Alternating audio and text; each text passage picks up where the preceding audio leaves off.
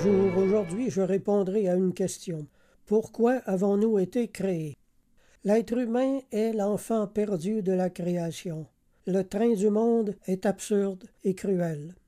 Il est évident que l'on fait partie du monde dans lequel on vit, mais pourtant on sent en même temps qu'on n'y appartient pas. Instinctivement, sans qu'on sache pourquoi, l'on sent qu'on est né pour un meilleur monde que celui-là.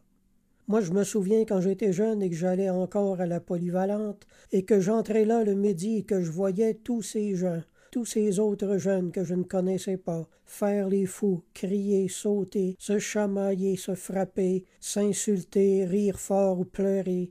Je me disais, mais qu'est-ce que je fais ici?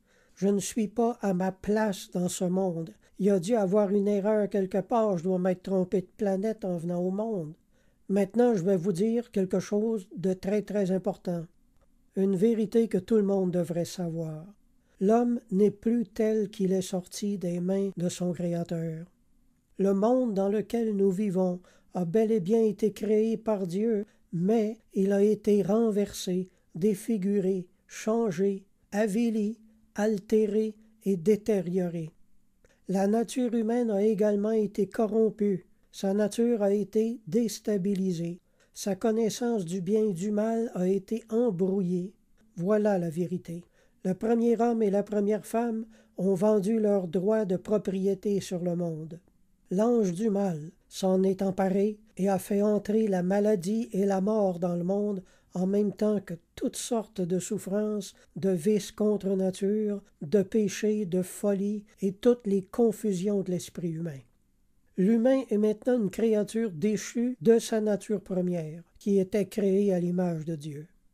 Au lieu d'être un prince dans le monde en plein contrôle de sa vie, il est maintenant sous bien des rapports qu'un pauvre esclave qui se fait manipuler par les circonstances et par les autres gens. Et le comble de tout, il est esclave de lui-même. C'est Blaise Pascal qui a écrit « L'homme n'est qu'un sujet plein d'erreurs naturelles, ineffaçable et sans la grâce. » Quelque chose en nous crie notre impuissance sur la vie. Il y a en nous une marque, une trace ancienne, une place toute vide que l'on essaie en vain de remplir de tout ce qu'on peut. Et là, je cite encore Pascal, « Recherchant dans les choses absentes le secours qu'on n'obtient pas des présentes, mais qui en sont toutes incapables, parce que ce gouffre infini ne peut être rempli que par un objet infini et immuable, c'est-à-dire par Dieu même. » Dieu ne nous a pas créés confus. Nous le sommes devenus en entrant dans un monde déjà confus. Notre vie perplexe est le résultat du mariage de notre nature malade et du monde chaotique dans lequel nous sommes tombés. Nous ne sommes plus dans l'état de notre création première.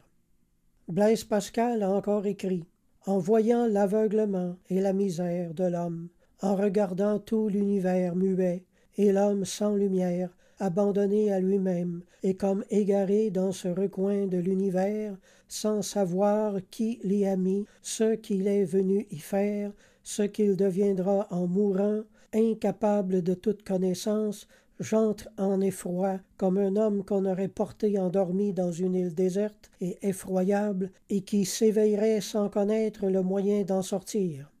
La seule chose qui nous console de nos misères est le divertissement, et cependant, c'est la plus grande de nos misères. » Fin de citation.